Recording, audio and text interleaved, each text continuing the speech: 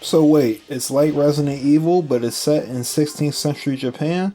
Oh, it must be Onimusha, right? On this retrospective, let's look at what makes this game so awesome. And let's also take a look at what makes the game so frustrating as well. Before we get started, I just want to say thank you to all my new subscribers to the channel. I know my content hasn't been that consistent as of late, but I'm still working on it. I really want to thank you all for your support. If you're a newcomer, make sure you hit that subscribe button and check out more of my retrospective videos.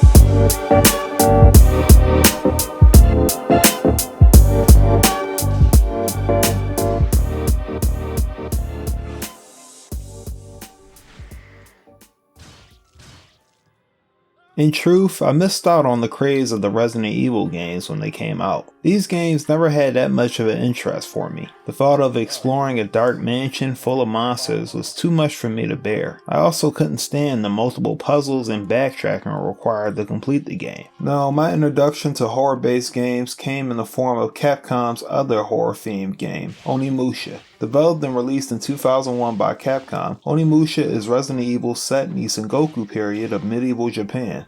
In the game, you play as either Samanosuke Akiche, a samurai, or Cade, a female ninja, in their mission to rescue the kidnapped Princess Yuki and defeat the evil warlord, Oda Nobunaga, of the Oda clan. The idea of Onimusha was first conceived in the late 1990s. Originally, it was conceived as a prequel to the Resident Evil games, and was originally named Biohazard. Capcom had actually developed the game for the PlayStation, but for some reason the project was scrapped when it was around 50% complete. Now maybe this was owing to Capcom's success at the time. In 1999, when Onimusha was being worked on, they released the long-awaited Street Fighter 3 and Resident Evil 3 Nemesis. Another factor to consider is the fact that Capcom knew the PlayStation 2 was soon on the way. Anticipating the graphical capabilities of the new console, the developers probably assumed that they could make the original version of the game much better. Despite the delay, Onimusha finally came out for the PlayStation 2 in 2001. It became the first PlayStation 2 game to sell over 2 million copies, and for good reason. Onimusha is more than just some generic samurai game. The game delivers a breathtaking experience. And I'm not exaggerating. The cutscenes feature remarkable visuals, and the in-game environment, while it's not that immersive, is pretty well detailed. Sometimes it feels as though I'm walking through a museum. Additionally, exploring the medieval castle and uncovering hidden items and alternative paths only adds to this immersion. Onimusha also features a lot of unsettling images or grotesque demons and monsters. Oh, maybe that's a bad thing. Well, if you're a horror fan, you'll love these disturbing creatures. The various demons within the games range from the less intelligent flunky demons to the more intelligent powerful demons with special abilities. Along with demons, you also get a number of different creatures ranging from demonic ants to power-sucking demons. Onimusha also features a great deal of challenge. It's not nearly as cryptic as the Resident Evil games, but at certain moments you will be scratching your head while wondering what's next. Capcom sort of nonchalantly incorporated the survival horror element. In this game, if you die, you go directly back to the start screen, just like in the Resident Evil games. Yeah, I'll be saying that a lot in this video.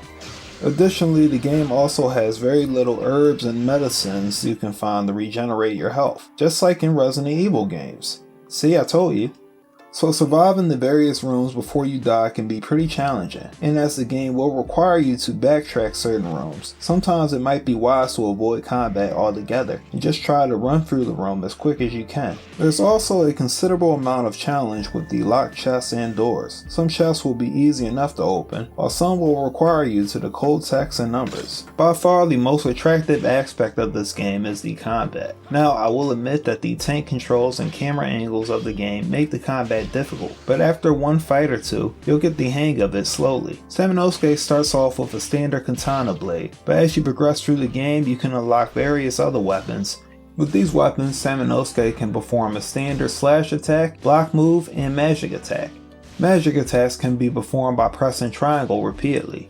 You can perform these attacks so long as your power is charged. Saminosuke can refill his magic power and health by absorbing the souls of defeated demons. You really want to be wise when you use these. They don't automatically take down the larger opponents most of the time, so you will have to be conservative when using them. It's best to utilize Saminosuke's kick attack along with the quick evade moves. When your opponent is down, it's best to perform his finishing move, which he drives his weapon directly in the chest of the demon. Performing this move is easy enough, but sometimes the camera angles of the game prevented me from lining up Saminosuke in the right way. In just about every battle, you want to make sure you're hitting the L1 button just about after every slash attack. With the frequency of enemy attacks, I wonder if this game could have used a parry move to counter the attacks. But maybe that would have been too much to ask for at the time. The weapons themselves stand out on their own. They have their own attributes. Along with upgrading these weapons, you also have to upgrade the gauntlet orbs in order to access certain areas in the castle. At some point, you'll have to grind and repeat rooms in order to charge up your gauntlet orb.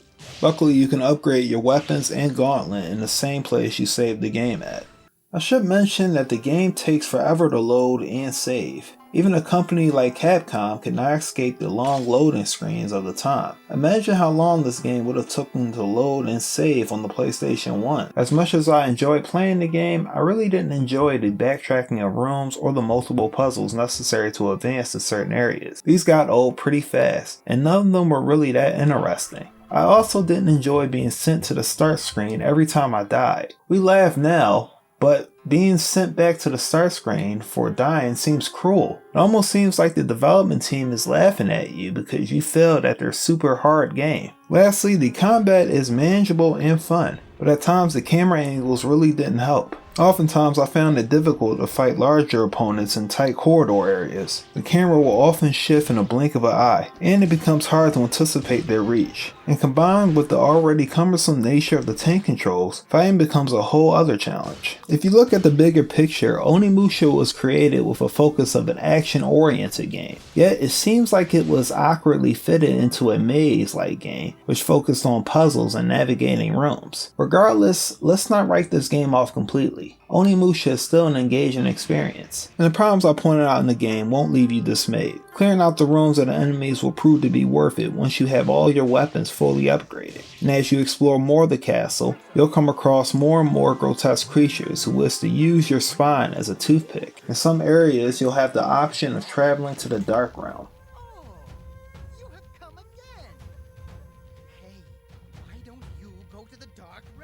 This is the breeding ground where demons are being spawned and sent to Earth. Your goal?